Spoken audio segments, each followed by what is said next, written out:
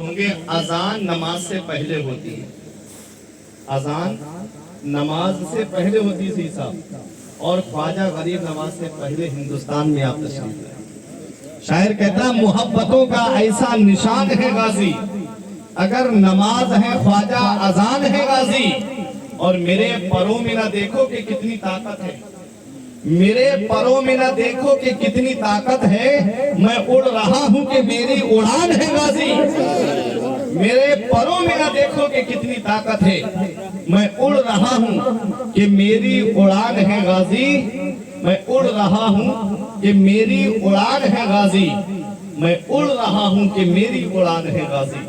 محبت سے درود پاک پڑھیے، اللہم صلی علی سیدنا و مولانا محمد و بارک وسلم، صلاۃ و سلام علیکہ یا رسول اللہ صلی اللہ تعالی علیہ وسلم۔ حضرات، ہم ہندوستان کی سرزمین پہ رہتے ہیں، اللہ تبارک و تعالیٰ کا سب سے پسندیدہ دین صرف اسلام ہے۔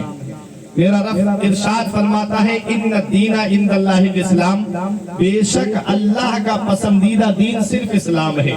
آج دنیا میں بہت سے مذاہب پائے جاتے ہیں، آج دنیا میں بہت سے ادیان پائے جاتے ہیں، آج دنیا میں بہت سے دھرم پائے جاتے ہیں، اور ہر ایک کا یہ دعویٰ ہے، ماننا ہے کہ میرا مذہب سچا ہے، میرا دھرم سچا ہے، میرا دین سچا ہے۔ غیر مسلم کہتا ہے میرا دھرم سچا ہے، عیسائی کہتا ہے میرا دھرم سچا ہے، یہودی کہتا ہے میرا دھرم سچا ہے، مسلمان کہہ رہا ہے میرا دھرم سچا ہے۔ اب کس کی بات کو مانا جائے؟ تو آؤ قرآن سے پوچھتے ہیں۔ قرآن وہ اللہ کی کتاب ہے جسے اپنے بھی مانتے ہیں، جسے غیر بھی مانتے ہیں، جسے اپنے بھی تسلیم کرتے ہیں، جسے غیر بھی تسلیم کرتے ہیں۔ ہاں ہاں، قرآن وہ اللہ کی کتاب ہے جس کے اندر ہر چیز کا بیان قرآن میں ملے گا۔ ہیرے قرآن کے اندر موجود ہیں، جواہرات قرآن کے اندر موجود ہیں، موتی قرآن کے اندر موجود ہے، صدف قرآن کے اندر موجود ہے، گوہر قرآن کے اندر موجود ہے، اور جس مریض کو دنیا کے ڈاکٹروں نے علاج کر دیا ہو اس کی شفا بھی قرآن کے اندر موجود ہے۔ ہم قرآن کی بارگاہ میں پہنچے، ہم نے کہا اے قرآن ذرا یہ تو بتا کون سا مذہب سچا ہے، کون سا دین سچا ہے؟ تو قرآن جواب دیتا ہے ان الدین عند اللہ الاسلام، بے شک اللہ کا پسندیدہ دین صرف اسلام ہے۔ اسلام وہ پیارا مذہب ہے جس کی خاطر حضرت ابراہیم کو آگ میں ڈالا گیا، اسلام وہ پیارا مذہب ہے جس کی خاطر حضرت ابراہیم علیہ السلام نے اپنے بیٹے اسماعیل کے حلق پہ چھری چلا دی۔ ہاں ہاں، اسلام وہ پیارا مذہب ہے جس کی خاطر میرے نبی کو مکے سے نکالا گیا،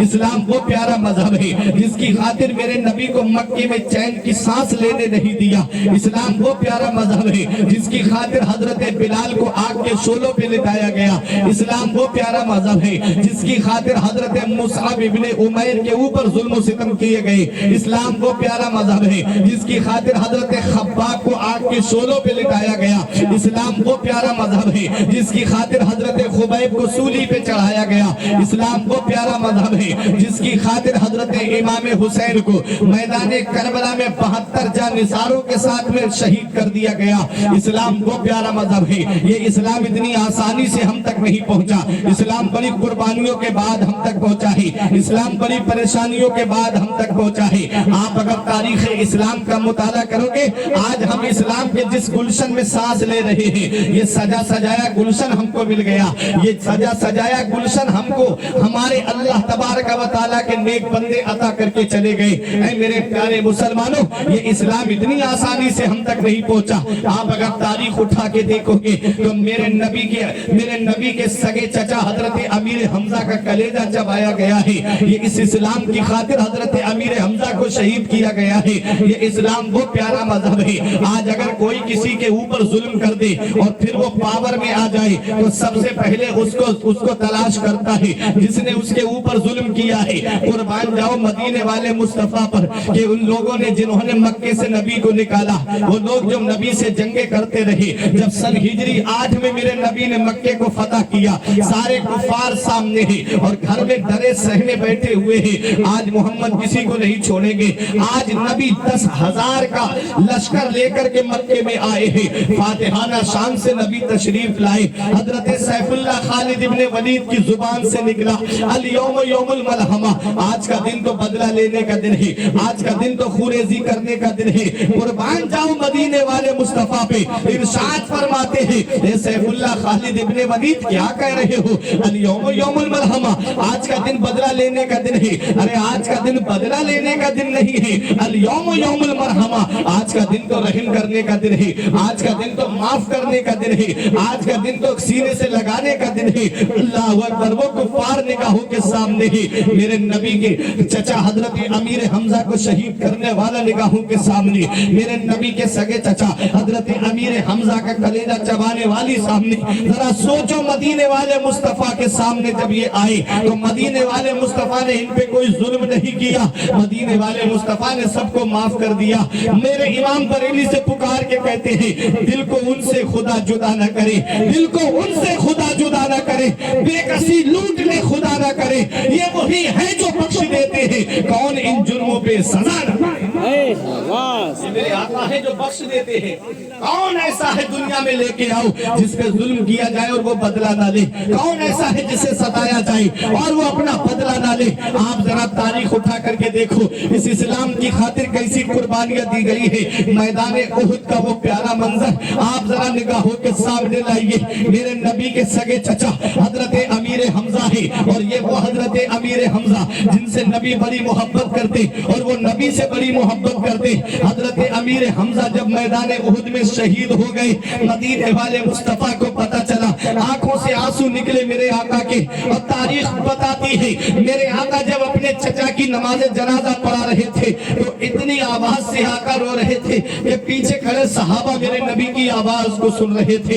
ایسی قربانیاں دی ہیں اس اسلام کی خاطر, تب یہ اسلام ہم تک پہنچا ہے. ایسی قربانیاں اسلام کی خاطر پیش کی گئی ہے, تب یہ اسلام ہم تک پہنچا ہے. اسلام مکے کی سرزمین سے نکل کے آج پوری دنیا میں پہنچ گیا. یہ اسلام دنیا میں پہنچا کیسے؟ یہ اسلام ہندوستان میں آیا کیسے؟ تو سنو, حضرت عمر فاروق اعظم کے دور میں حضرت عمرو حکم بن عاص ہیں, وہ آئے تھے گالی کٹ کے علاقے میں, کیرلا کے علاقے میں کپڑے کی تجارت کرنے کے لیے, کپڑے کا بیپار کرنے کے لیے. ہندوستان کی سرزمین سے لوگ تجارت کرنے ادھر جاتے اور ادھر کے لوگ کپڑے کی تجارت کرنے ادھر آتے. عرب کا کپڑا بہت اچھا ہوتا ہے. حضرات وہ 15-16 لوگوں کی ایک جماعت تھی اور سمندر کے کنارے آ کر کے مارکیٹ انہوں نے لگائی اور وہاں پر وہ تجارت کا کام کرتے تھے.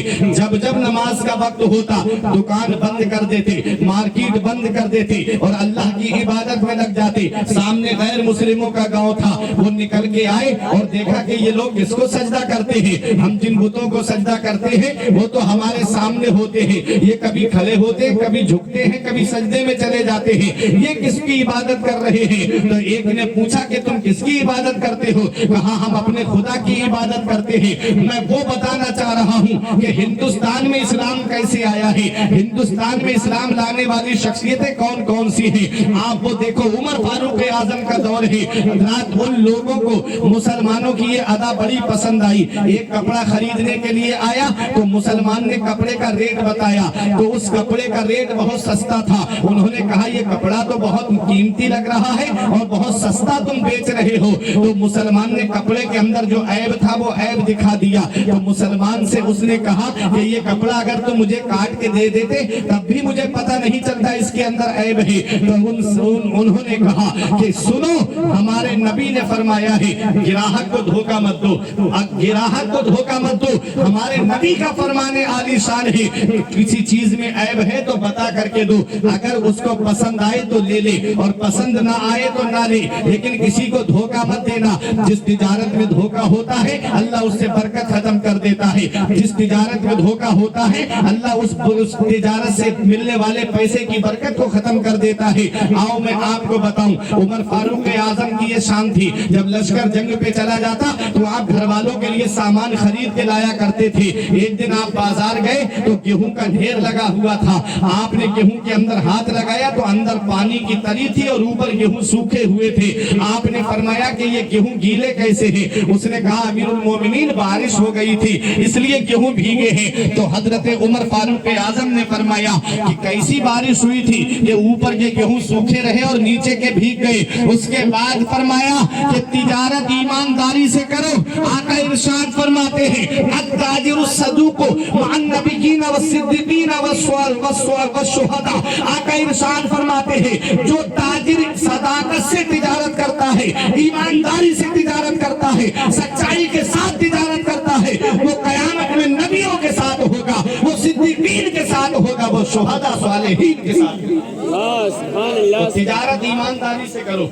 दुकान बेचो तो सच्चाई के साथ बेचो, कोई काम करो तो सच्चाई के साथ करो। अगर झूठ बोल करके पैसा कमा लिया तो पैसे ज्यादा जरूर मिल जाएंगे लेकिन उस पैसे में बरकत नहीं होगी। बरकत उसी पैसे में होगी जिस पैसे को सच्चाई के साथ कमाया जाएगा। जिस तिजारत को सच्चाई के साथ करोगे अल्लाह उसमें इतनी बरकत अता फरमाएगा कि नस्लें खाएंगी तब भी वो पैसा खत्म नहीं होगा, क्योंकि दौलत देने वाली जात अल्लाह की है, पैसा देने वाली जात अल्लाह की है, सरमाया देने वाली जात अल्लाह की है, रुपया देने वाली जात अल्लाह की है। वो राज़िक है, गिज़ा कीड़ों को देता है वो पत्थर में। वो राज़िक है, गिज़ा कीड़ों को देता है वो पत्थर में। भटकता फिरता है इंसान को रोजी के चक्कर में, उड़ाने भर हवाओं में या लगा गोते समंदर में, मिलेगा बस वही जितना के लिखा है मुकद्दर में।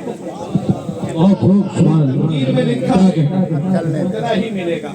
सच्चाई के साथ बेच लो या झूठ बोल करके बेच लो, सच्चाई के साथ बेचोगे अल्लाह उसमें बरकत अता फरमाएगा। तो ये अदा उनको इतनी पसंद आई कि पूरा इलाका कलमा पढ़ करके मुसलमान हो गया। उमर फारूक आजम के दौर में इस्लाम हिंदुस्तान की सरजमीन पे आ चुका था। करबला शरीफ के वाक़े के बाद सिंध के साहिल पर एक काफिला आ रहा था। राजा ताहिर के सिपाहियों ने उस काफिले को लूट लिया और अरब की एक लड़की को कैद खाने में बंद कर दिया गया। उस लड़की ने उस वक्त जो बादशाह था हज्जाज इब्न यूसुफ, बहुत बड़ा जालिम बादशाह था, कुछ अच्छे काम भी करे थे। कुरान शरीफ पे जेर जबर भी उसी ने लगवाए। जो आज कुरान शरीफ हम पढ़ते हैं ये जेर और जबर जो लगे हुए हैं ये हज्जाज इब्न यूसुफ ने लगवाए। और जुल्म भी बहुत करा था उसने। हजरत एक बहुत बड़े ताबई हैं हजरत सईद इब्न जुबैर, उनको शहीद करवाया था इस जालिम था बहुत बड़ा। लेकिन जब उस लड़की ने खत लिख करके भेजा इसके पास तो खत पढ़ करके रोने लगा, आंखों में आंसू आ गए। लिखा था बिस्मिल्लाहिर्रहमानिर्रहीम, कौम की बेटी का खत अपने कौम के बादशाह के नाम। मैं राजा ताहिर के कैद खाने में कैद हूँ। अगर मेरी आबरू लूट ली गई, अगर मेरी इज्जत लूट ली गई तो बादशाह कयामत का दिन होगा, तेरा गिरेबान होगा और मेरा हाथ होगा। मैं रब की बारगाह में कह दूंगी मौला मेरी इज्जत लुटती रही है, आराम से सोता रहा, मेरी आबरू लुटती रही है, चैन से सोता रहा। बादशाह कयामत के दिन में तुझे रब की बारगाह में खड़ा कर दूंगी। ये सुनकर के रोने लगा हज्जाज इब्न यूसुफ। सामने जवान भतीजा खड़ा था, तारीख में नाम उनका मोहम्मद बिन कासिम मिलता है। कहा कि चचा रोता क्यों है? तो चचा ने कहा बेटा फौज मेरे पास नहीं है, आज हमारी बेटी को कैद कर लिया गया है, बेटा कैसे जाऊं मैं उसकी आबरू बचाने के लिए। कहा चचा क्या खत पढ़ने की इजाजत है? कहा हाँ बेटा खत पढ़ सकते हो। जब मोहम्मद बिन कासिम ने खत पढ़ा, पढ़ने के बाद में आंखों में आंसू आ गए। बोले चचा तुम जाते हो इसकी इज्जत बचाने या तुम्हारा जवान भतीजा जाएगा? कहा बेटा मैं कैसे जा सकता हूँ, फौज भी मेरे पास नहीं है। कहा चचा इजाजत दो तुम्हारा जवान भतीजा जाएगा। कहा बेटा फौज तो है नहीं, कैसे जाओगे? कहा बस चचा जुमे में खुतबा देने की इजाजत दे दो। आप मस्जिद में खड़े होते हैं और एक आवाज लगाते हैं, ए लोगों जुमे की नमाज के बाद कोई जाए नहीं, मुझे जरूरी बात करनी है। जो तारीख बताती है जो जहाँ बैठा था वहीं बैठा रहा। जवान अपनी जगह बैठे रहे, बूढ़े अपनी जगह बैठे रहे, बच्चे अपनी जगह बैठे रहे। जब जुमे की नमाज से फारिग हुए बूढ़ों ने कहा ए मोहम्मद बिन कासिम किस लिए रोका है? तब मोहम्मद बिन कासिम ने कहा मैंने एक जरूरी काम से रोका है, तुम्हें ये खत पढ़ के सुनाना है। किसी ने ये नहीं कहा कि ये खत हमें क्यों सुना रहा है। कहा सुनाओ क्या लिखा है। जब खत पढ़ करके सुनाया कहा कि हमारी कौम की एक बेटी राजा ताहिर के कैद खाने में कैद है, मैं जाऊंगा उसकी आबरू बचाने, मैं जाऊंगा उसकी इज्जत बचाने के लिए। बताओ क्या तुम मेरा साथ दोगे? अदरात तारीख बताती है कि बूढ़ों ने कहा ए मोहम्मद बिन कासिम हम तेरे साथ हैं, जवानों ने कहा हम ساتھ ہے۔ محمد بن قاسم سے بوڑھوں نے کہا اے محمد بن قاسم تیرے پاس اتنا وقت ہے کہ ہم گھر سے تلواریں لے کر آ جائیں تو بتا دے، اور اگر اتنا بھی وقت نہیں ہے تو محمد عربی کے غلام خالی ہاتھ چلنے کے لیے تیرے ساتھ تیار ہے۔ یہ تھے نبی کے عاشق، یہ تھے نبی کے دیوانے۔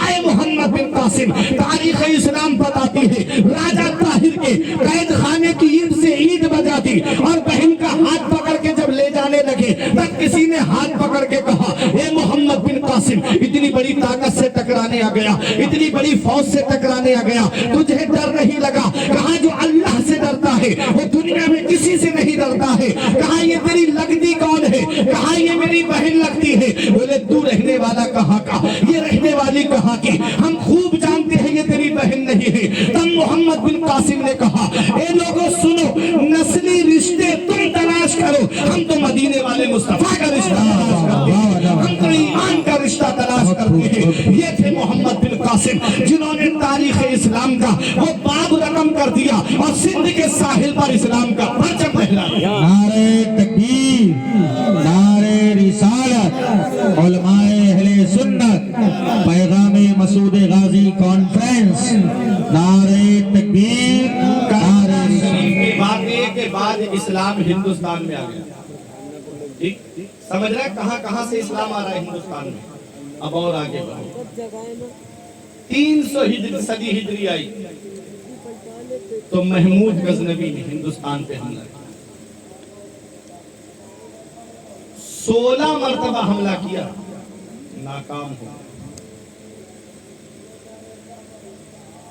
ایک دن ذہن میں خیال آیا کہ میرے پیر و مرشد نے ایک بار مجھے اپنا جبہ دیا تھا اور کہا تھا جب بہت پریشانی کا وقت آئے تب اس جبے کے وسیلے سے دعا کرنا۔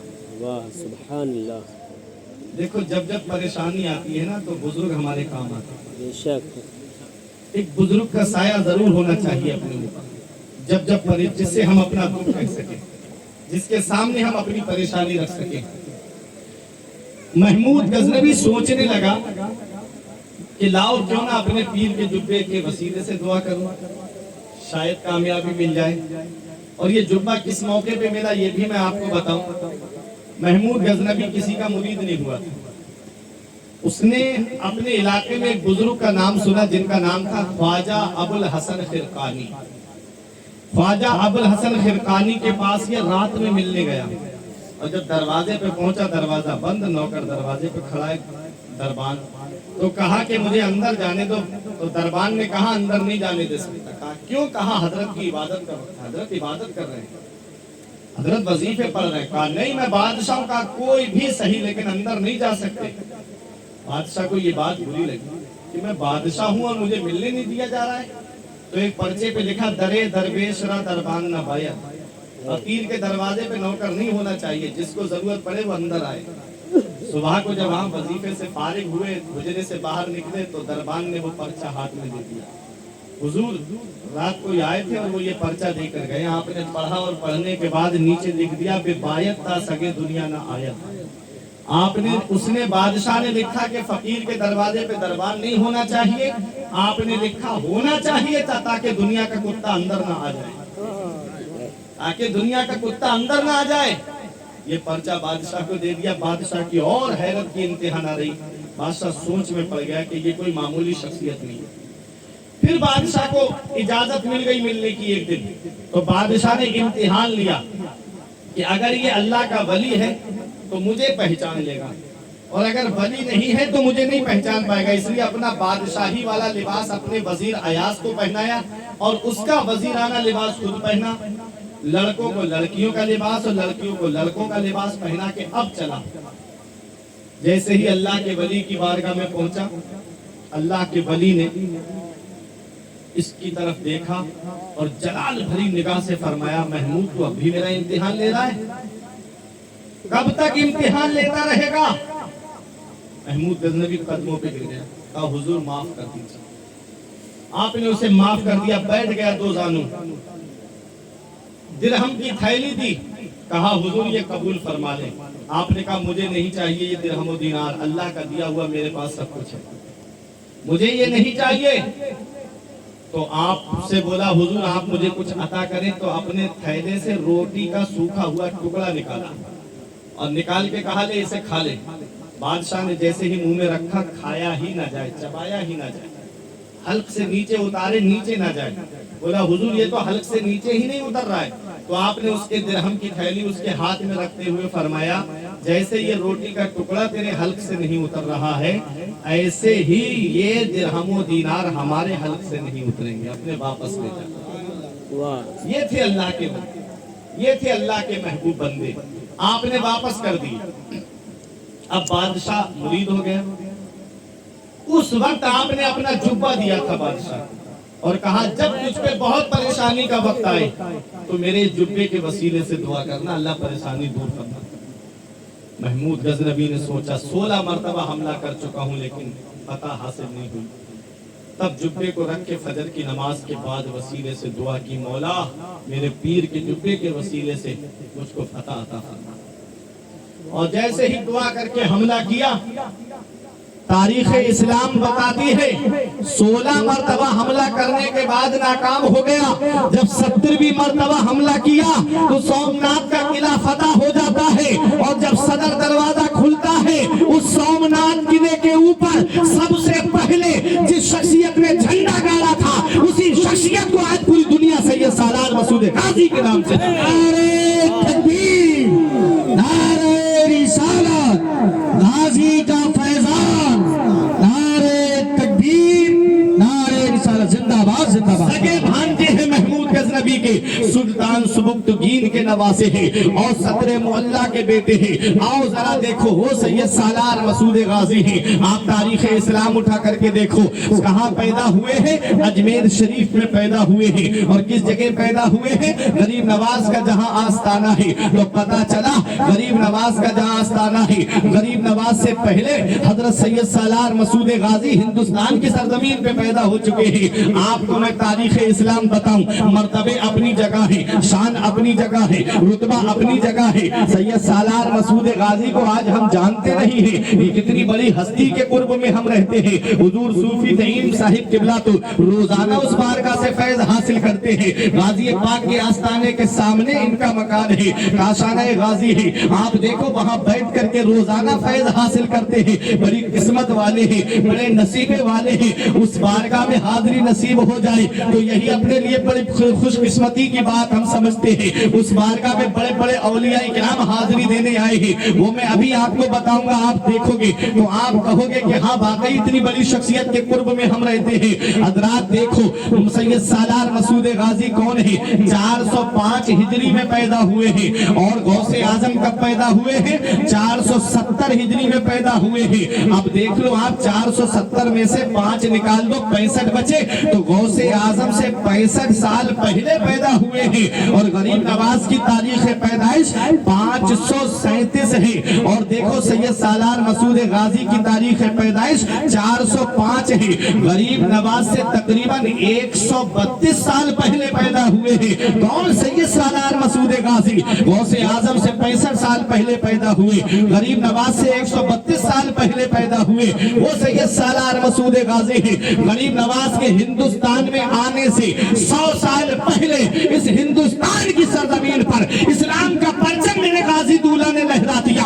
آج بھی ہندوستان کا ذرہ ذرہ پکار پکار کے یہ کہتا ہے کہ زمین ہند پر تیرا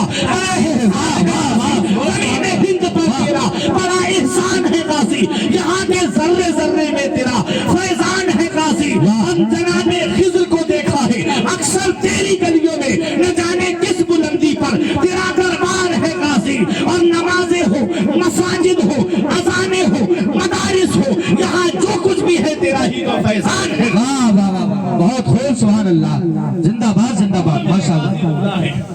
وہ میرے غازی دولہ ہے۔ آؤ ذرا تاریخ اٹھا کر کے دیکھو، آپ جب 4 سال 4 مہینہ 10 دن کے ہوتے ہیں تب آپ کی تعلیم و تربیت کے لیے استاذ کو مقرر کیا جاتا ہے، اور استاذ بھی کون تھے؟ حضرت سید ابراہیم بارہ ہزاری ہیں۔ آپ دیکھو انہوں نے 9 سال کی عمر میں، جب آپ 9 سال کے ہو گئے تو تمام علوم ظاہری اور باطنی سے فارغ ہو گئے، اور آپ نے تیر اندازی بھی سیکھ لی، آپ نے گھڑ سواری بھی سیکھ لی، اور آپ شہ سوار تھے، اور ایسے شہ سوار सवार थे कि घोड़ा कितनी भी रफ्तार पे भागता हो आप दौड़ के उसकी पीठ पे बैठ जाया करते थे। बचपन से जंगों में शिरकत की आपने, तारीख बताती है जब महमूद गजनबी से इजाजत लेकर के आपने कहा मामू मैं हिंद जाना चाहता हूँ, आप हिंदुस्तान आ रहे थे, मामू ने कहा बेटा यही किसी इलाके की रियासत में तुझे दे देता हूँ, तुम यहीं पर आराम से रहो। कहा नहीं मामू मुझे हिंद जाना है। आप हिंदुस्तान की सरजमीन पर आए और आप दिल्ली होते हुए, मेरठ होते हुए, कन्नौज होते हुए, बाराबंकी होते हुए, गरीब मानिकपुर के रास्ते होते हुए आप बहराइच की सरजमीन पे पहुंचे थे। कितनी हिजरी में? 423 हिजरी में आप बहराइच की सरजमीन पर पहुंचे थे। हजरात जरा सोचो तो सही, उम्र कितनी है? 18 साल का नौजवान है। आज हमारे यहाँ के 18 साल के नौजवानों को देखो, कोई गेम खेलता नजर आता है, कोई गाने सुनता नजर आता है, कोई फिल्में देखता नजर आता है, कोई इधर उधर बदनिगाही करता नजर आता है। 18 साल के हमारे यहाँ के जवानों को देखो, और एक वो 18 साल का नौजवान है जो हिंदुस्तान की सरजमीन पर इस्लाम का झंडा लहराने के लिए आया, जो हिंदुस्तान की सरजमीन पर तबलीग दीन के लिए आया। हमारे यहाँ के नौजवानों को सीखना चाहिए, मेरे गाजी दूल्हा की सीरत से पैगाम लेना चाहिए, मेरे गाजी दूल्हा की जिंदगी हमें क्या पैगाम देती है, मेरे गाजी दूल्हा की सीरत हमें क्या सबक देती है। वो मेरे गाजी दूल्हा बहराइच की सरजमीन पर आए और 424 हिजरी में आपने जामे शहादत नोश कर लिया है। हज़रात तारीख इस्लाम बताती है चंद साथी थे आपके, लेकिन लोगों को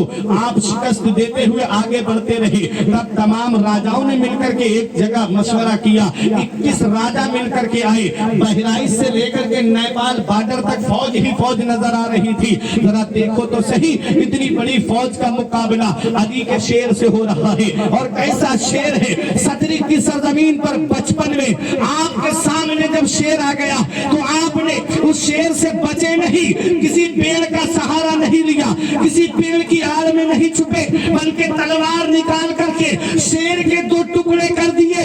इधर ये अली का शेर है। और मैंने एक सहाबी का वाकया पढ़ा, हजरत सफीना का वाकया। आप लश्कर के साथ जा रहे थे, जंगल में निकल गए, जंगल में शेर आ गया तो सहाबी रसूल ने शेर के एक तमाचा मारा और कहा कि मैं मदीने वाले मुस्तफा का गुलाम हूँ, जरा मुझे रास्ता बता दे, लश्कर में जाना है। तो शेर आगे आगे दुम हिलाता हुआ चल रहा था और ये सहाबी रसूल पीछे पीछे शेर के चल रहे थे। शेर ने लश्कर में ले जाकर के मिला दिया, फिर शेर जंगल की तरफ चला गया।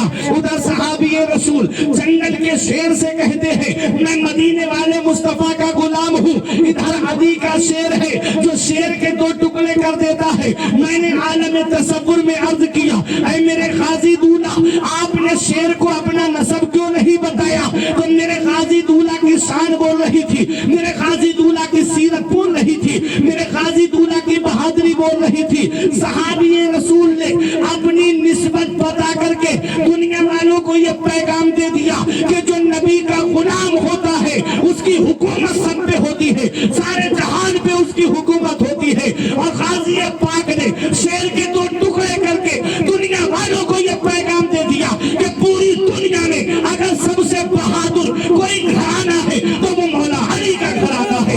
अली का घर भी क्या घर है कि जिस घर का हर एक बच्चा, अली का घर भी क्या घर है कि जिस घर का हर एक बच्चा जहाँ पैदा हुआ शेर खुदा मालूम हो। नारे तकबीर, नारे रिसालत, फैज़ाने हुजूर गाजी, फैज़ाने हुजूर गाजी, नारे तकबीर, नारे रिसालत, सुभान अल्लाह। वो है सैयद सालार मसूद गाजी। सतरिक ने शेर के 2 टुकड़े कर दिए। बचपन में अली का शेर है बहराइच में, 21 राजा और उनकी फौज अकेले शेर के मुकाबले। मैं मानता हूं शेर बहादुर है, लेकिन जब हजारों कुत्ते उसे घेर लें तो कब तक मुकाबला? हुजूर सैयद सालार मसूद गाजी को एक राजा ने एक कीले की आड़ लेकर के एक ऐसा तीर चलाया जो आपके गुलुए मुबारक पे लगा, हल्क पे लगा, खून का फव्वारा जारी हो गया, जख्मों से चूर चूर हो गए मेरे गाजी।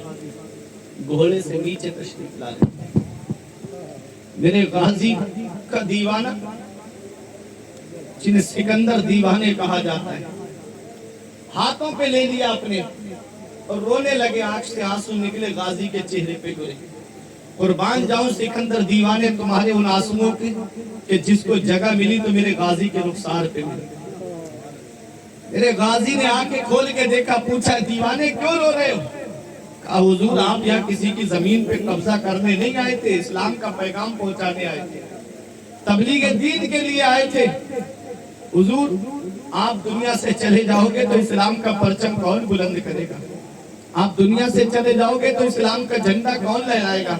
میرے غازی نے فرمایا ان الدین عند اللہ الاسلام، بے شک اللہ کا پسندیدہ دین صرف اسلام ہے۔ اسلام مٹنے والا مذہب نہیں ہے، اسلام کی حفاظت کے لیے اللہ اپنے محبوب بندوں کو بھیجے گا۔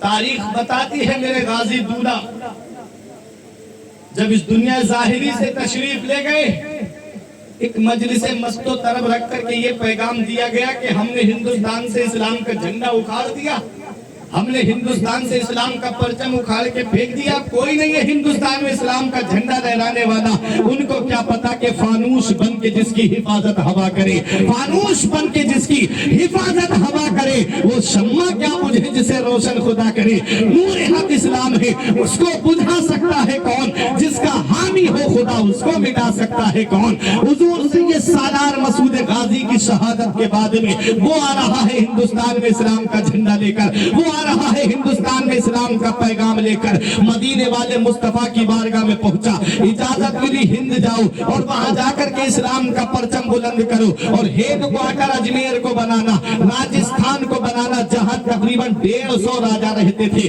چھوٹی بڑی ریاستوں کے الگ الگ راجہ، آیا بھی تو اس سرزمین پر آیا جہاں سب سے زیادہ راجہ رہتے تھے، راجستھان کو اپنا ہیڈ کوارٹر بنایا اور اجمیر کی دھرتی پہ آیا، اسلام کا پرچم لے کر کے آ رہا ہے۔ راستے میں شہاب الدین محمد گوری کی فوج سے ملاقات ہوئی جو ہار کر کے گیا تھا ہندوستان کے لشکریوں سے، تب کہا کہ بابا کہاں جا رہے ہو؟ چہرے سے مسلمان لگ رہے ہو۔ فرمایا الحمدللہ میں مسلمان ہوں۔ بولا بابا کہاں؟ فرمایا ہند جا رہا ہوں۔ بولا بابا ہندوستان نہ جاؤ، وہاں کوئی اپنا نہیں ہے، وہاں کوئی نبی کو پکارنے والا نہیں ہے، وہاں کوئی اسلام کا پرچم بلند کرنے والا نہیں ہے، بابا تم ہندوستان جا کر کیا کرو گے؟ میں اتنی بڑی فوج لے کر گیا، میں ہار کر آ رہا ہوں، میں اتنا بڑا لشکر لے کر گیا، میں ہار کر آ رہا ہوں، بابا تمہارے پاس تو کوئی فوج بھی نہیں ہے، تم ہندوستان جا کر کیا کرو گے؟ اے میرے پیارے مسلمانوں، اے بندگی کی سرزمین پر رہنے والوں، صوفی صاحب قبلہ کی موجودگی میں ایک جملہ دے رہا ہوں، دل کی تختی پہ لکھ لو۔ غریب نواز فرماتے ہیں اے بادشاہ سن لے، جب تو ہندوستان گیا تھا تو اپنے لشکر پہ بھروسہ کر کے گیا تھا، جب تو ہندوستان گیا تھا تو اپنی فوج پہ بھروسہ کر کے گیا تھا، میں ہندوستان جا رہا ہوں لشکر پہ بھروسہ کر کے نہیں، مدینے کے تاجدار پہ بھروسہ کر کے جا رہا ہوں، امت کے غمخوار پہ بھروسہ کر کے جا رہا ہوں۔ تلوار نہ نیزہ نہ سپر لے کے چلے ہیں، تلوار نہ نیزہ نہ سپر لے کے چلے ہیں، ہم گھر سے مدینے کی نظر لے کے چلے ہیں۔ آئے ہندوستان کی سرزمین پر میرے غریب نواز، اور ایسے آئے، کسی نے کہا بابا کھانے کو کھانا نہیں، پینے کو پانی نہیں، لڑنے کو تلوار نہیں، چڑھنے کو سواری نہیں، کون سی طاقت پہ تمہیں ناز ہے، کون سی طاقت پہ تمہیں بھروسہ ہے؟ تو شاعر یوں جواب دیتا ہے، نہ طاعت پر نہ تقوی پر نہ زہد و اتقا پر ہے، نہ طاعت پر نہ تقوی پر نہ زہد و اتقا پر ہے، ہمارا ناز جو کچھ ہے محمد مصطفیٰ پر ہے۔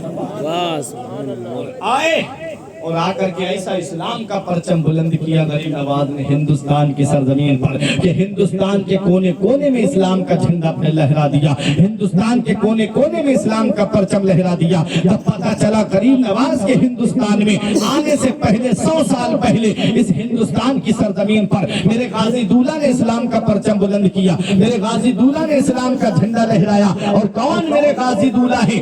آپ سوچتے ہو شہادت کے بعد میں ان کا کام ختم ہو گیا؟ نہیں، بلکہ شہادت کے بعد میں اور فیض عام ہو گیا، اور ایسا فیض عام ہوا ہے، تاریخ بتاتی ہے جنہوں نے شہید کیا آج وہاں آستانے پہ جا کر کے دیکھو، وہ سب سے زیادہ فیض حاصل کر رہے ہیں، وہ قوم زیادہ فیض یافتہ ہو رہی ہے۔ میں نے تاریخ پڑھی، اس دربار میں شفا پانے والوں کی، کوڑیوں کو وہاں پر شفا ملتی ہے، مادرزاد اندھوں کو وہاں شفا ملتی ہے، اور وہ لوگ جو پانچ عورتیں ہوتی ہیں ان کو غازی پاک کے وسیلے سے پروردگار عالم साहिब औलाद बना देता है। आज भी वहां पर दरगाह में लिस्ट रखी हुई है, जिनकी आंखों की बीनाई वापस आई है, जो कोड़ी ठीक हुए हैं। मैंने उस लिस्ट को देखा, मैंने उसको पढ़ करके देखा तो मुसलमानों से ज्यादा गैर मुस्लिमों के उसमें नाम थे। मेरा गाजी किसी का चेहरा देख के नहीं देता है, मेरा गाजी लोगों के दिल देख कर देता है। जैसी मोहब्बत लेके लोग आते हैं वैसा वहां से फैज लेकर के जाते हैं। वो बहराइच की सरजमीन बड़ी तकद्दुस वाली सरजमीन है, बड़ी अजमतों वाली सरजमीन है, बड़ी इज्जत वाली सरजमीन है। वहां पर आज ट्रक भी चल रहा है, वहां आज बस भी चल रही है, वहां आज घोड़े तांगे भी चल रहे हैं, वहां पर आज लोग अपनी गाड़ियां भी दौड़ा रहे हैं। इनको कुछ नजर नहीं आता, जिनको नजर आया है वो घुटनों के बल चलते नजर आते हैं, वो पंजों के बल चलते हुए नजर आते हैं। हाँ हाँ, वो बहराइच की सरजमीन है। आप देखो, हजरत मखदूम अशरफ जहांगीर सिमनानी की छोटा शरीफ का नाम आपने सुना होगा। मखदूम अशरफ जहांगीर सिमनानी वो अल्लाह के वली है। आप देखो, तारीख में दो बादशाह ऐसे मिलते हैं जिन्होंने बादशाहत को छोड़ करके फकीराना लिबास पहन लिया और अपने आप को अल्लाह अल्लाह में लगा दिया। एक हजरत इब्राहिम बिन अदहम है, जिन्होंने बादशाहत को छोड़ा और अल्लाह अल्लाह में लग गए। और जब आप अल्लाह अल्लाह में लग गए तो दरिया के समंदर के किनारे बैठे हुए कपड़े को सीर रहे थे, तो किसी वजीर ने आके कहा, हुजूर मुझे पहचाना? कहा नहीं, बता क्या काम है? बोला मैं आपका वजीर हूँ जो आपके दाहिनी तरफ बैठता था। बोले क्या काम है? कहा हुजूर क्या मिला बादशाह छोड़ के, क्या हासिल कर लिया आपने हुकूमत को छोड़ करके? ये फकीराना लिबास पहन के, ये गुदड़ी पहन के समंदर के किनारे भूखे प्यासे बैठे हो, क्या मिला आपको बादशाह छोड़ के? फरमाया देखना चाहता है क्या मिला मुझे बादशाह छोड़ के? बोला हाँ हुजूर दिखाइए। आपने अपनी सुई समंदर के अंदर फेंक दी और आवाज लगाई मेरी सुई वापस कर दी जाए। समंदर की मछलियां बाहर निकल के आ गई और हर मछली के मुंह में एक एक सोने की सुई थी। वो हैरत में पड़ गया, कौन सी फैक्ट्री लगी है समंदर के नीचे जो मछलियां सोने की सुई लेकर के निकल रही है? आपने फरमाया मेरी वाली सुई वापस की जाए। मछलियां अंदर गई और एक एक चांदी की सुई लेकर के आ गई। वजीर देख रहा है हैरत से, अब चांदी की सुई, ऐसी कौन सी फैक्ट्री है कि सोना चांदी नीचे है? और कोई कभी सोने की सुई आती है, कभी चांदी की सुई आती है। जलाल में फरमाया मेरी सुई वापस की जाए। तो एक मछली आपकी सुई लेकर के आई और आपको वापस कर दी। उसके बाद आपने फरमाया, हजरत इब्राहिम बिन अदहम फरमाते हैं, एक वजीर सुन ले, जब मैं बादशाह की कुर्सी पे बैठा था तो तेरे जैसा वजीर मेरा कहना नहीं मानता था। जब से मैंने बादशाह को छोड़ा है, अपने रब को राजी किया है, अपने आप को अल्लाह अल्लाह में लगाया है, तो वजीर तू तो क्या, समंदर की मछलियां मेरा कहना मानती है, जंगल के जानवर मेरा कहना मानते हैं। गाना लिल्लाही गाना अल्लाहु लहू, जो अल्लाह का हो जाता है फिर सारी खुदाई उसकी हो जाती है। जो अल्लाह का हो जाता है फिर सारी खुदाई उसकी हो जाती है। तो एक बादशाह हजरत इब्राहिम बिन अदहम थे जिन्होंने बादशाहत को लात मार दी, फकीराना लिबास पहन के अल्लाह अल्लाह में लगे। और एक है सैयद सालार मसूद गाजी के दरबार में हाजिरी देने वाले मखदूम अशरफ जहांगीर सिमनानी, मजार की चौथा की सरजमीन पर। और इतने पाए के बुजुर्ग हैं। आपने जवानी के आलम में, आज हमारे यहाँ कोई प्रधान बन जाए ना तो सोचता है अगली साल भी मैं ही बनूं, अगली बार भी। होता नहीं होता है कि कुर्सी जाए नहीं मेरे पास से। और ये थे हुकूमत के मालिक, पूरे इलाके के बादशाह, सब छोड़ दिया और छोड़ करके फकीराना लिबास पहन के अल्लाह अल्लाह में लगा। मखदूम अशरफ जहांगीर सिमनानी जब बादशाह छोड़ के आ रहे थे तो बिहार की सरजमीन पे कुतबे बिहार हैं हुजूर सैयद शरफुद्दीन यहिया मुनीरी, कुतबे बिहार। इनसे इनके मुरीद ने पूछा, हुजूर क्या वजह है कि लोग जगह जगह गाजी पाक को याद करते हैं, जगह जगह लोग उनकी यादगार बनाए हुए हैं, जिसे देखो वो खींचा चला जा रहा है उनकी बारगाह की तरफ, ऐसा क्या है? तो कहा कि इंसान सबसे ज्यादा मोहब्बत किससे करता है? कहा आप बताएं। फरमाया अपनी जान से सबसे ज्यादा मोहब्बत करता है।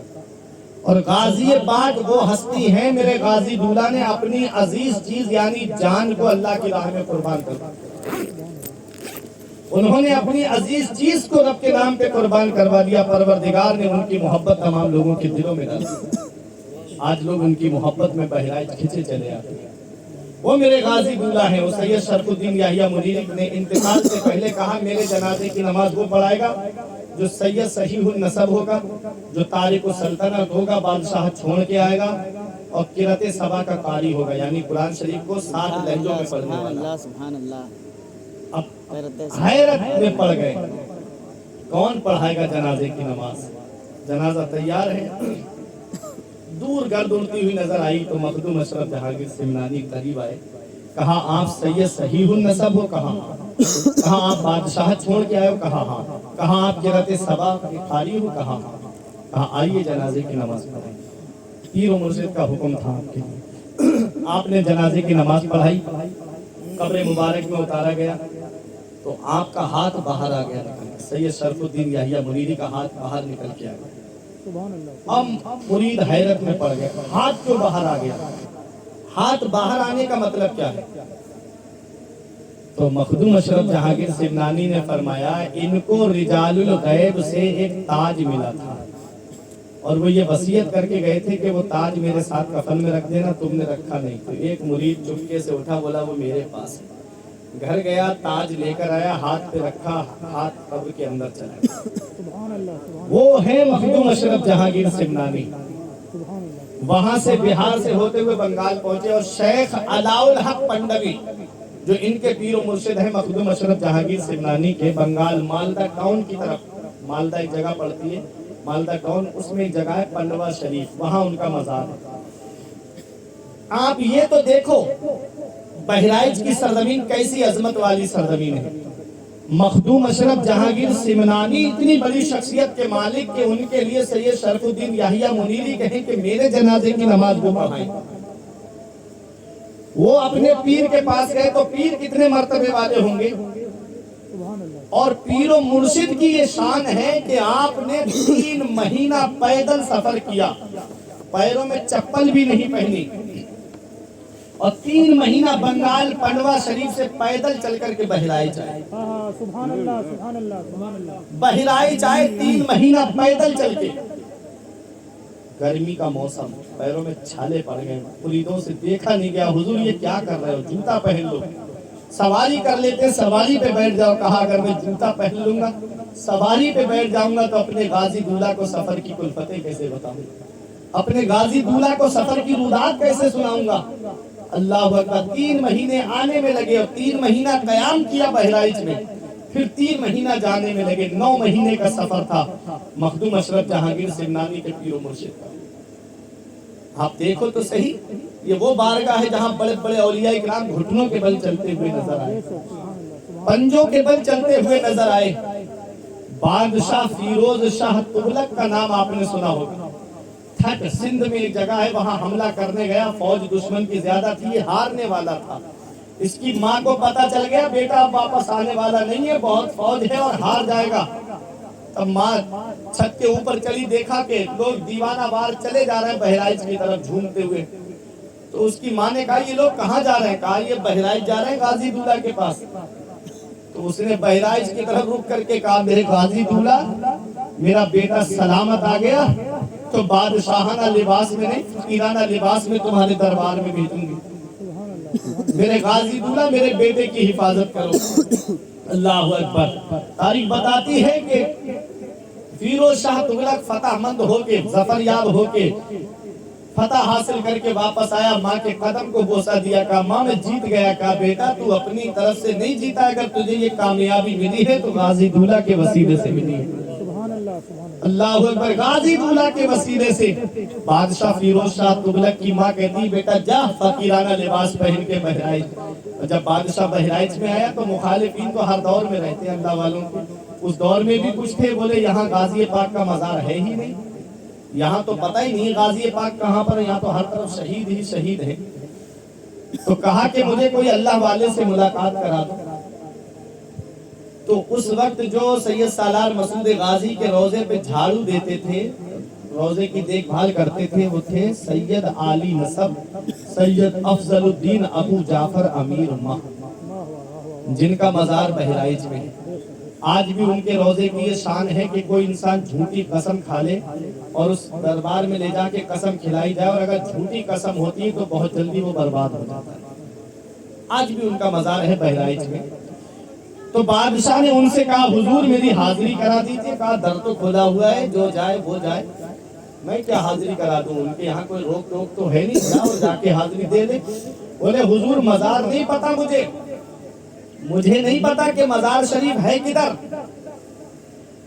تو آپ نے فرمایا یہ جو مہوے کا درخت دیکھ رہا ہے نا, یہ وہ درخت ہے مہوے کا کہ جب آپ ہندوستان آئے تو اس کے نیچے لیٹتے تھے تو فرماتے تھے ہندوستان میں مجھے اس پیڑ کے نیچے بہت آرام ملتا ہے, اس پیڑ کے نیچے مجھے بہت آرام ملتا ہے. میرے آقا نے فرمایا انسان جس جگہ دفن ہوتا ہے اس کی خمیر میں وہاں کی مٹی ملی ہوئی ہوتی ہے. ہم قسمت پہ ناز کریں کہ ہمارے غازی کے خمیر میں ہندوستان کی مٹی ملی. میرے غازی دولہ کا جہاں مدفن بنا ہوا ہے, سید افضل الدین ابو جعفر امیر ماں کہتے ہیں میں نے فلا تاریخ میں فلا وقت میں غازی پاک کو گھوڑے پہ سوار ہو کر کے اس پہ نیلی پہ سوار ہو کر کے میں نے تلوار لے کر کے ٹھٹ کی طرف جاتے ہوئے دیکھا ہے. بادشاہ نے جیب سے پرچہ نکالا اور اپنی کامیابی کی تاریخ دیکھی اور وقت دیکھا جس وقت بادشاہ فتح مند ہوا تھا, جس وقت بادشاہ نے ٹھٹ پہ حملہ کیا اور کامیاب ہوا تھا, وہی تاریخ تھی, وہی وقت تھا جو سید افضل الدین ابو جعفر امیر ماہ نے بتایا تھا. بادشاہ کو کہتا ہے حضور میں سمجھ گیا یہ فتح مجھے اپنی طرف سے نہیں ملی ہے بلکہ یہ فتح مجھے حاصل ہوئی ہے تو میرے غازی دولہ کے وسیلے سے حاصل ہوئی, وہ ہے میرے سید سالار مسعود غازی. بادشاہ کہتا ہے حاضری کرا دیجئے. آپ نے فرمایا چل. جب سید افضل الدین ابو جعفر امیر ماہ چل رہے تھے, اب سنو دن کی کے زندہ دل مسلمانوں, تو سید صاحب کبھی پنجوں کے بل چلے, کبھی ایڑی کے بل چلے, کبھی گھٹنے کے بل چلے. سید افضل الدین ابو جعفر امیر ماہ کو جب ایسے چلتا ہوا دیکھا تو بادشاہ کہتا ہے حضور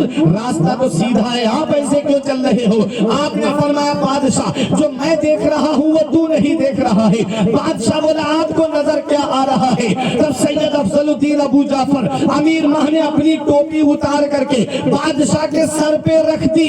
ٹوپی کا رکھنا تھا, زمین کا نچلا حصہ روشن ہو گیا, ہر طرف شہیدوں کے جسم نظر آ رہے تھے, ہر طرف شہیدوں کی لاشیں نظر آ رہی تھی. بادشاہ کی آنکھیں کھلی کی کھلی رہ گئی. آپ ارشاد فرماتے ہیں اے بادشاہ سن لے, تجھ میں اور مجھ میں یہی فرق ہے کہ تو بغیر دیکھے چل رہا ہے اور میں دیکھ کر کے چل رہا ہوں. اب بتانا مقصد یہ ہے کہ جب غازی پاک کے آستانے پر جھاڑو لگانے والے شخصیت کا یہ عالم ہے کہ اپنی ٹوپی بادشاہ کے سر پہ رکھتے تو زمین کا نچلا حصہ روشن ہو جائے, تو میرے غازی کی شان کا عالم کیا ہوگا, میرے غازی کے مرتبے کا عالم کیا ہوگا. جب ان کے گدا بھر دیتے ہیں شاہان زمانہ کی جھولی, جب ان کے گدا بھر دیتے ہیں شاہان زمانہ کی جھولی, ارے محتاج کا جب یہ عالم ہے مختار کا عالم کیا ہوگا. چاہے تو اشاروں سے اپنی کایا ہی پلٹ دے دنیا کی, یہ شان ہے ان کے غلاموں کی, سردار کا عالم کیا ہوگا. سبحان اللہ. وہ ہے میرے غازی دولہ. بادشاہ نے بہت کام کرایا درگاہ میں.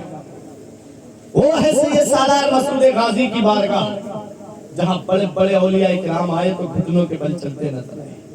بادشاہ اورنگزیب عالمگیر کے ساتھ میں شیخ سرمد آئے, ہاتھی پہ بیٹھے ہوئے تھے. جیسے ہی بہرائچ کی حد میں داخل ہوئے فوراً نیچے اترے اور کبھی گھٹنوں کے بل چلے کبھی پنجوں کے بل چلے.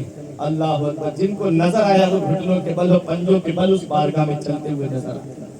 مخدوم اشرف جہانگیر سمنانی اس دیار میں حاضری دی. کہتے ہیں ایک بار میں تھا, سید افضل الدین ابو جعفر امیر ماہ تھے اور تیسرے خضر علیہ السلام تھے.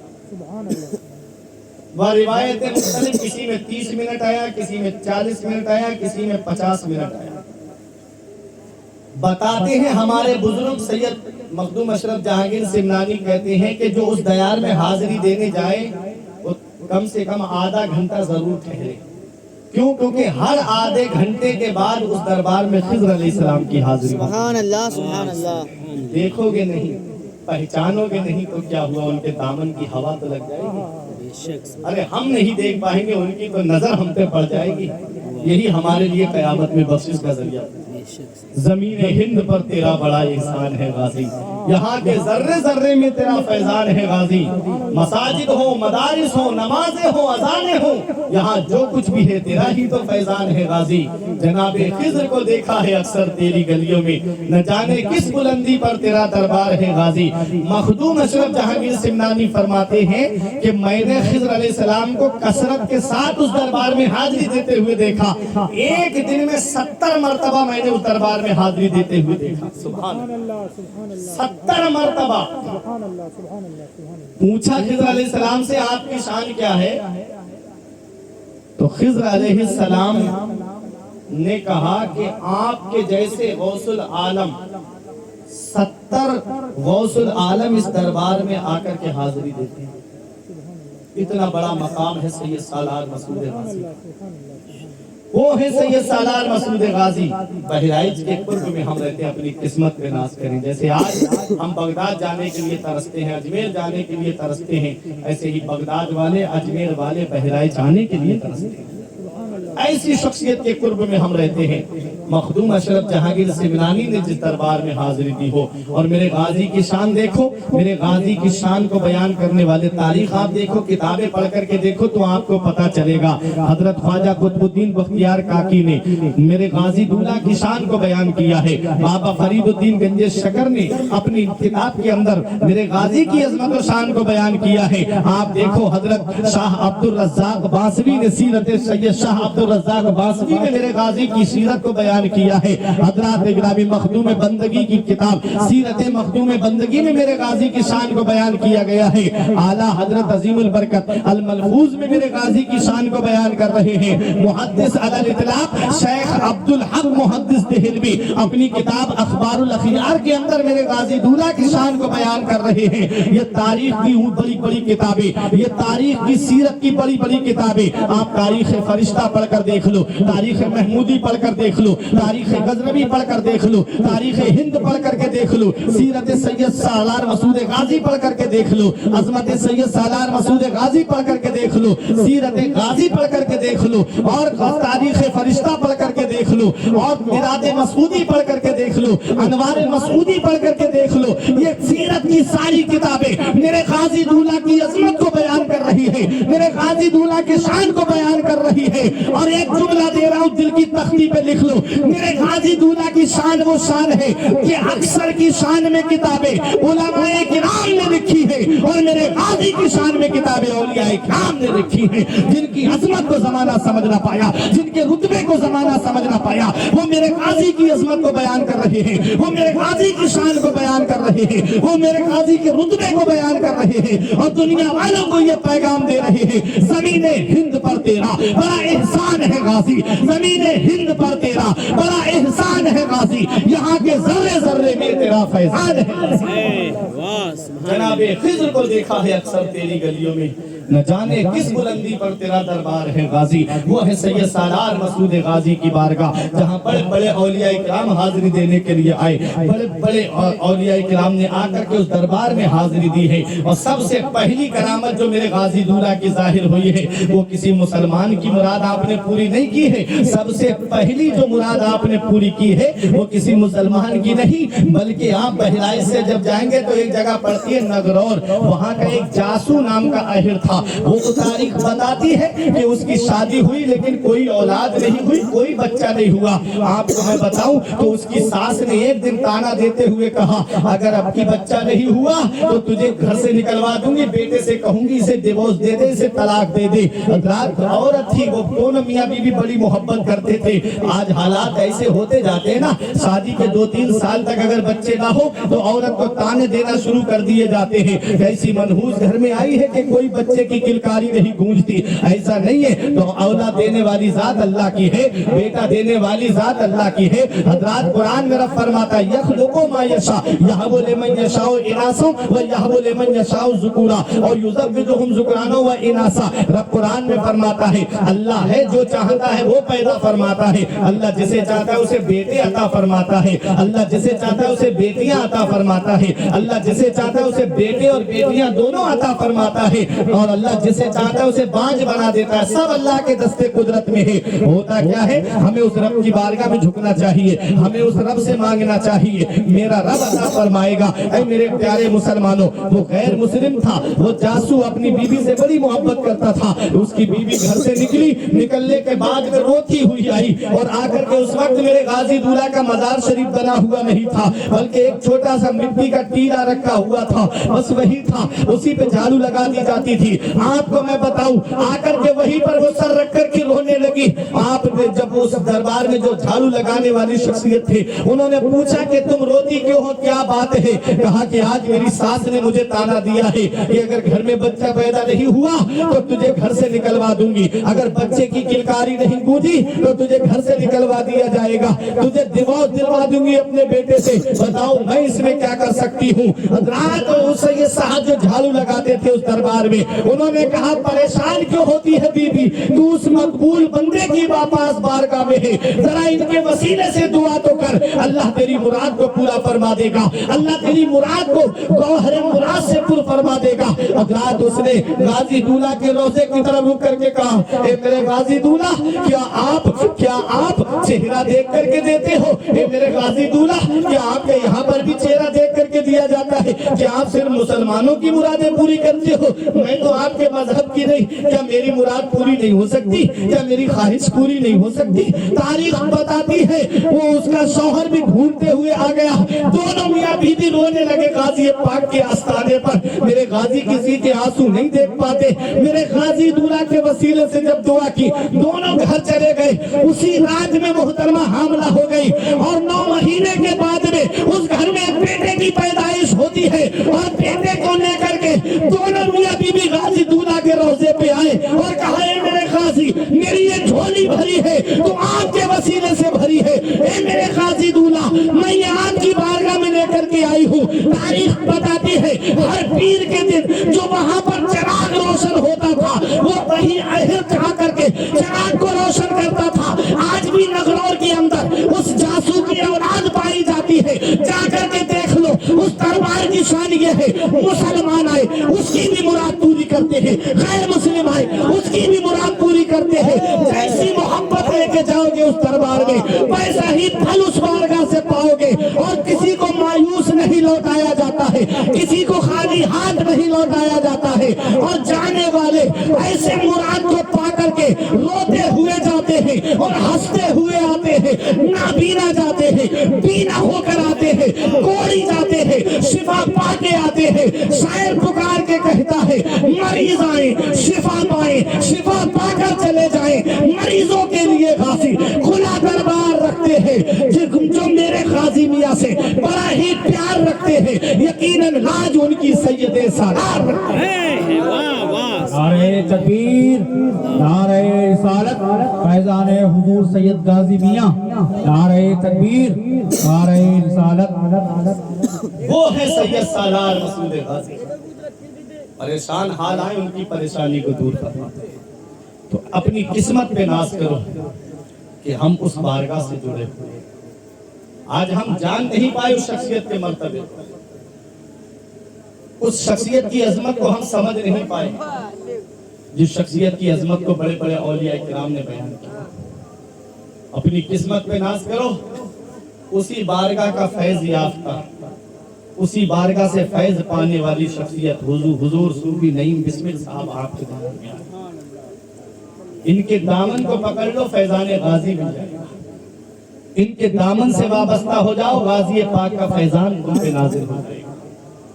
क्यों? क्योंकि बारगाह गाजी पाक में मकबूल शख्सियत है। गाजी पाक से सच्ची मोहब्बत करते हैं, गाजी पाक से सच्ची अकीदत है और पूरी जिंदगी आप देखो गाजी पाक के गुण गाते रहे, जिंदगी गाजी पाक की अजमत और शान के खुतबे पढ़ते रहे। दुआ करें परवरदिगार इस शख्सियत को सलामत रखे। 2 घंटे से ज्यादा का वक्त हो गया। गाजी पाक की सीरत तो मैं क्या बयान कर सकता हूँ, अभी तो बहुत औलिया किराम ने जो मेरे गाजी की अजमत को बयान किया वो रह गया, बहुत कुछ बयान करना है। جو رہ گیا، اگر وقت پہ تقریر شروع ہوتی تو بہت ساری کرامتیں غازی پاک کی میں آپ کو بتاتا کہ میرے غازی نے کس کس کی جھولی بھری اور کہاں کہاں کے لوگ آئے، نابینا آئے، اور غازی پاک کے وسیلے سے اللہ تعالیٰ نے ان کو آنکھیں عطا فرمائی۔ کوڑی آئے، ناخون گر گئے، ہاتھ خراب ہو گئے، انگلیاں سڑنے لگی، اور آ کر کے اس حوض میں غسل کیا، غازی پاک کے وسیلے سے اللہ نے ان کو شفا عطا فرمائی۔ پوری زندگی غازی پاک اسلام کی خدمت کرتے رہے، اور جب دنیا سے آپ تشریف لے گئے تب بھی اسلام کی خدمت کر رہے، تب بھی لوگوں کی مرادیں پوری کر رہے۔ اسی کو شاعر نے کہا تھا، نبی سے ملائیں گے